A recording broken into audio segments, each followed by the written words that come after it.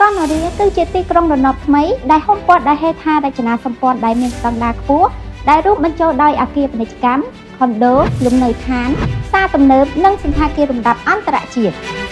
ថ្ងៃនេះផងដែរនាងខ្ញុំសូមណែនាំអគារពាណិជ្ជកម្មមួយកន្លែងស្ថិតនៅលើផ្លូវធំលក្ខខណ្ឌបង់ប្រាក់មានភាពងាយស្រួលនិងបត់បែនទៅតាមតម្រូវការរបស់អតិថិជន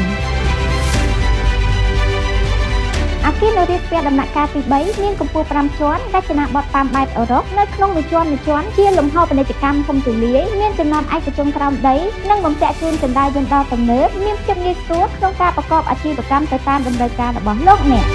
ដូច្នេះប្រសិនបងជាម្ចាស់អាជីវកម្មដែលមានតម្រូវការចង់បើកឬពង្រីកអាជីវកម្មរបស់ខ្លួនសូមទំនាក់ទំនងមកកាន់ក្រុមការងារ iTeam តាមរយៈលេខទូរស័ព្ទ link Telegram ឬប្រអប់ Chat Page សូមអរគុណ